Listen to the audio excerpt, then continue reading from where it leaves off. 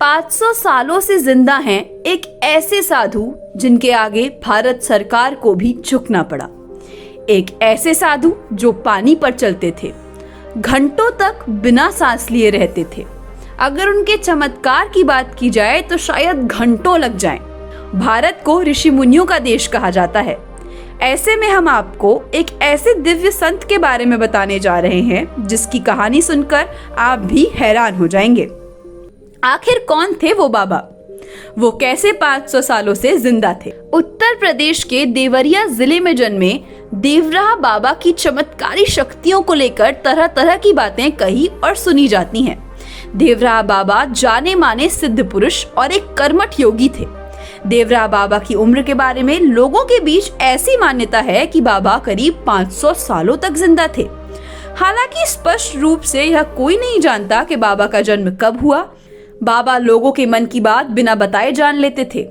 देवराह बाबा से आशीर्वाद लेने के लिए आम जन से लेकर नेता, उद्योगपति, फिल्मी सितारे और बड़े बड़े अधिकारी उनके पास आते थे। कहा जाता है कि देवराह बाबा एक जगह से दूसरी जगह जाने के लिए कभी भी गाड़ी का इस्तेमाल नहीं करते थे और ना ही किसी ने उन्हें सवारी करते कभी देखा। भक्तों का तो ऐसा भी मानना है कि बाबा पानी पर चलते थे। हर साल माह के मेले के समय बाबा प्रयाग आते थे। यमुना किनारे वृंदावन में वह आधे घंटे तक पानी में ही बिना सांस लिए रह लेते थे। देवराह बाबा हमेशा एक ऊंचे लकड़ी से तैयार किए गए मचान पर बैठकर लोगों को आशीर्वाद और प्रसाद दिया करते थे। अपने पास आने वाले सभी लोगों से बाबा बड़े प्यार से मिलते थे और प्रसाद और आशीर्वाद देकर उन्हें विदा करते थे। ऐसा माना जाता है कि मचान पर कोई प्रसाद ना रखा होने के बावजूद भी बाबा लोगों को हाथ में प्रसाद देते थे। देवराह बाबा न केवल मनुष्य के मन की बात जानते थे बल्कि जानवरों की भाषा और बोली को भी समझ जाते थे। वे जंगली जानवरों को अपने वश में कर लेते थे। अब बात करते हैं उस समय की जब आपातकाल के बाद इंदिरा गांधी चुनाव हार गईं और फिर देवराह बाबा से आशीर्वाद लेने के लिए उनके पास गईं। बाबा ने इंदिरा गांधी को अपना हाथ उठाकर आशीर्वाद दिया और वहां से लौटने के बाद इंदिरा जी ने कांग्रेस का चुनाव चिन्ह भी हाथ का पंजा ही तय किया। इसी चुनाव चिन्ह पर 1980 में इंदिरा गांधी जी के नेतृत्व में पार्टी ने प्रचंड बहुमत प्राप्त किया और इंदिरा गांधी देश की प्रधानमंत्री बनी। बताया जाता है कि एक बार देवराह बाबा से मिलने के लिए तत्कालीन प्रधानमंत्री राजीव गांधी को आना था, जिसके चलते आला अफसरों ने हेलीपैड बनाने के लिए वहां लगे बबूल के पेड़ों की डाली काटना शुरू कर दिया।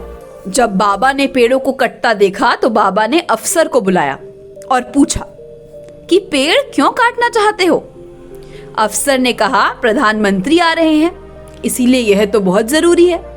बाबा बोले, तुम यहाँ प्रधानमंत्री को लेकर आओ, प्रशंसा पाओगे, प्रधानमंत्री का नाम भी होगा, लेकिन दंड तो इन बेचारे पेड़ों को भुगतना पड़ रहा है। जब ये पेड़ मुझसे इस बारे में पूछेंगे तो मैं उन्हें क्या जवाब दूंगा?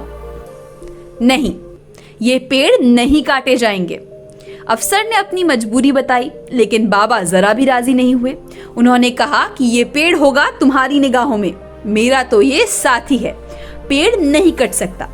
बाबा ने तसल्ली दी और कहा कि घबराओ मत, प्रधानमंत्री का कार्यक्रम टल जाएगा। और फिर क्या था, 2 घंटे बाद यह प्रधानमंत्री के कार्यालय से वीडियोग्राम आया कि प्रोग्राम स्थगित हो गया है। अब बात करते हैं सन 1911 की, जब जॉर्ज पंचम भारत आए और बाबा के आश्रम पहुंचे और उन्होंने बाबा के आश्रम पहुंचकर उनसे कुछ बातचीत की।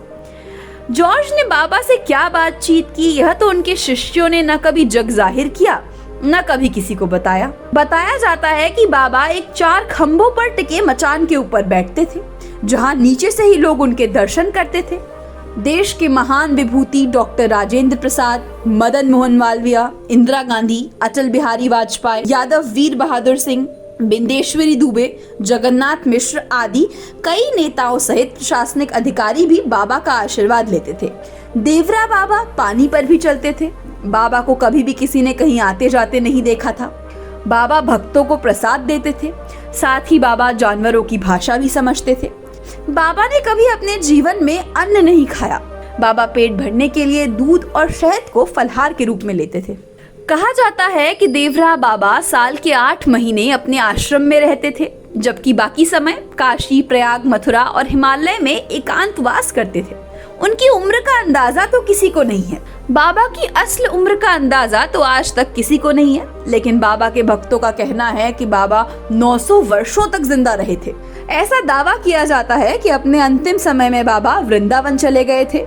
11 जून सन 1990 को बाबा ने वहीं अंतिम समाधि ली।